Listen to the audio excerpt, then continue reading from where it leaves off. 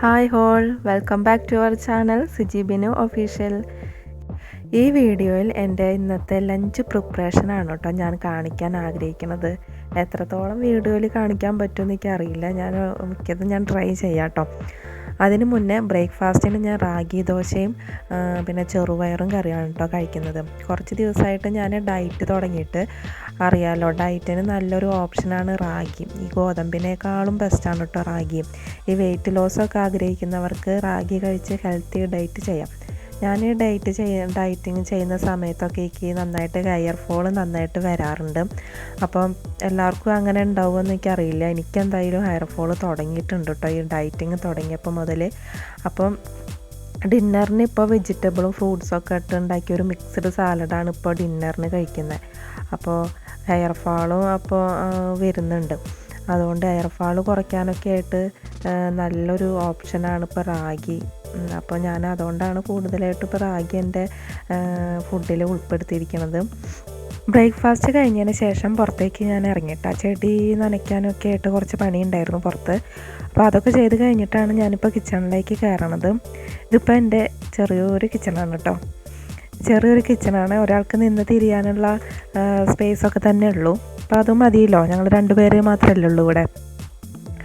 അപ്പോൾ ആദ്യം ഞാൻ കറിക്ക് വേണ്ട വെജീസൊക്കെ കട്ട് ചെയ്ത് വെക്കുകയാണ് കേട്ടോ. ഇന്നത്തെ എൻ്റെ കറി പരിപ്പും മത്തങ്ങയും വെച്ചിട്ടുള്ള ഒരു കറിയാണ് കേട്ടോ. പിന്നെ പേഴ്സണലി എനിക്ക് ഇഷ്ടപ്പെട്ട ഒരു കറിയും കൂടിയാണിത്. എൻ്റെ കല്യാണത്തിന് മുന്നേ എനിക്കിഷ്ടം സാമ്പാറായിരുന്നു കേട്ടോ.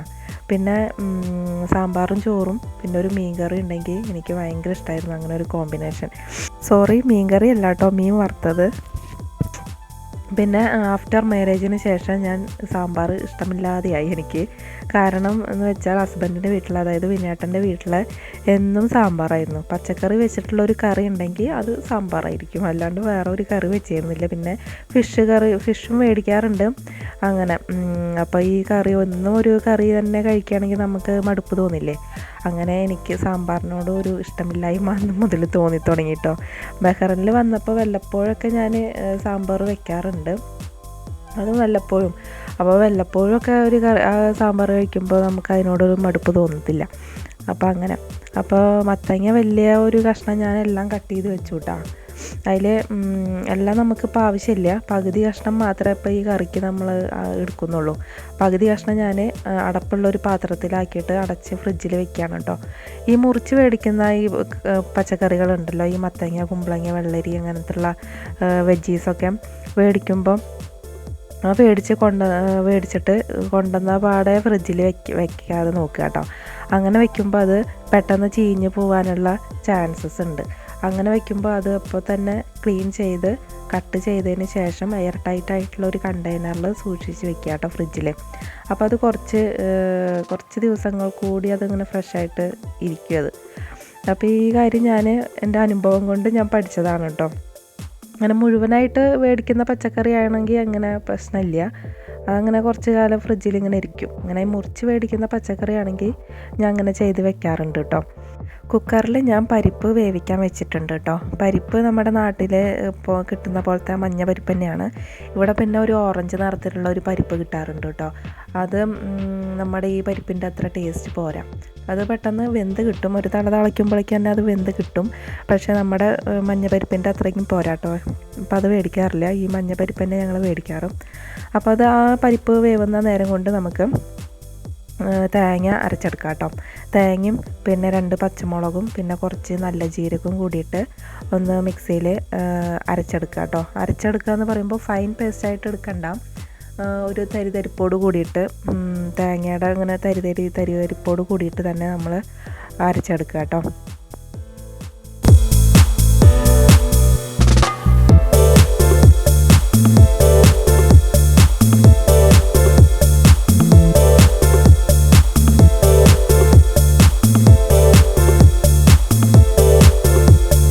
കുക്കർ 2 വിസിൽ വന്നപ്പോൾ ഞാനത് ഗ്യാസ് ഓഫ് ചെയ്തിട്ട് മാറ്റി വെച്ചു കേട്ടോ.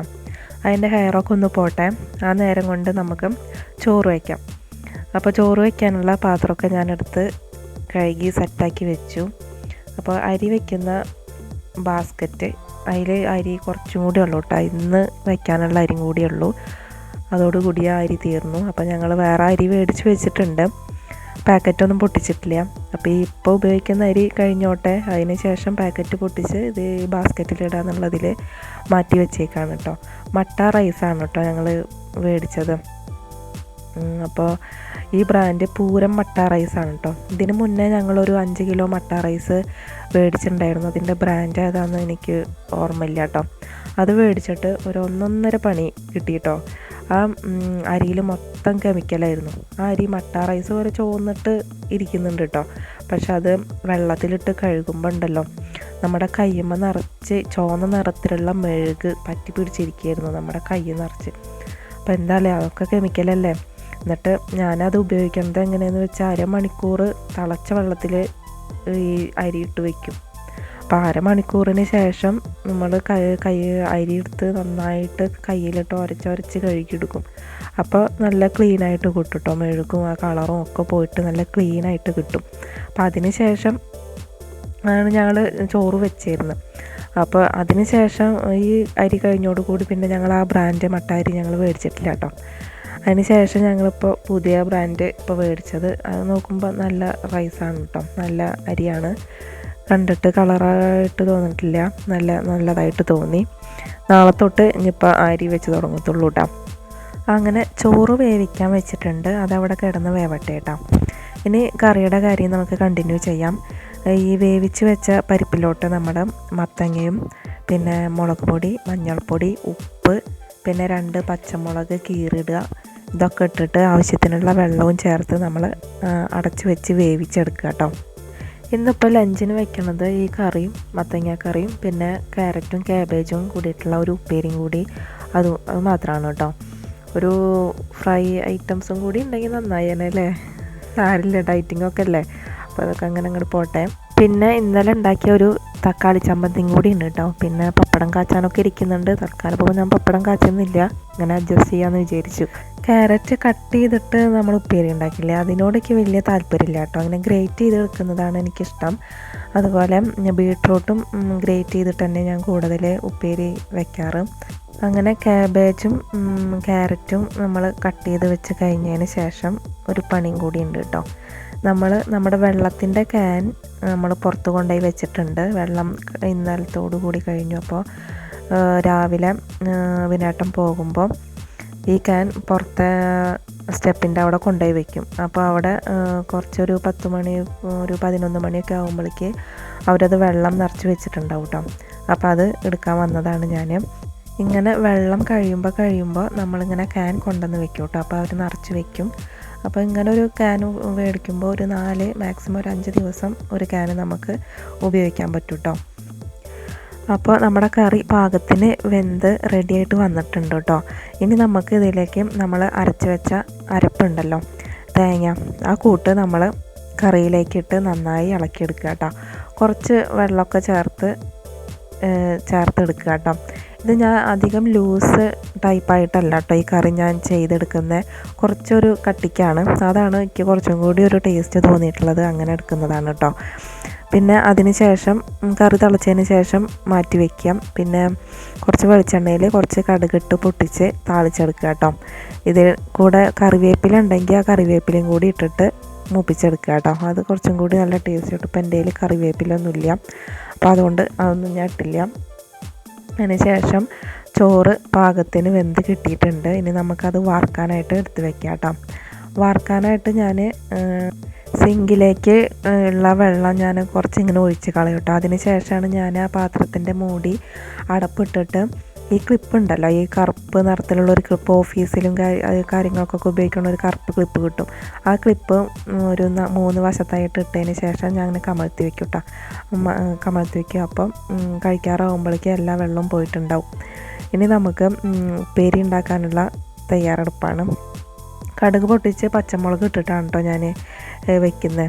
അപ്പോൾ എണ്ണ ഒഴിച്ച് കടുക് പൊട്ടിച്ച് പച്ചമുളകൊക്കെ ഇട്ട് മൂപ്പിച്ച് അപ്പോൾ ഉപ്പേരി കഷ്ണങ്ങളൊക്കെ ഇട്ട് ഇടുക. അതിന് ശേഷം പാകത്തിനുള്ള ഉപ്പിട്ടിട്ട് ഇളക്കിയതിന് ശേഷം അടച്ച് വെച്ച് വേവിക്കുക കേട്ടോ. ബഹ്റൈനിൽ ഇപ്പോൾ നല്ല ചൂട് കൂടി വരികയാണ് കേട്ടോ. ഓരോ ദിവസം പോകുന്തോറും ചൂടിൻ്റെ അളവ് കൂടി വരികയാണ്. കിച്ചണിലൊന്നും നിൽക്കാൻ പറ്റാത്ത അവസ്ഥയാണ് കേട്ടോ. ഈ ഗ്യാസ് കത്തിക്കണതിൻ്റെ ആ ചൂടും പിന്നെ പുറമത്തേക്കുള്ള ചൂടും കൂടിയിട്ട് ഭയങ്കര ചൂടാണ്. ആകെ വയർത്ത് കുളിച്ചും. അപ്പോൾ കുറച്ച് നേരം ഞാനത് വേവുന്ന വരെ എ സിയിൽ വന്നിരുന്നു കേട്ടോ.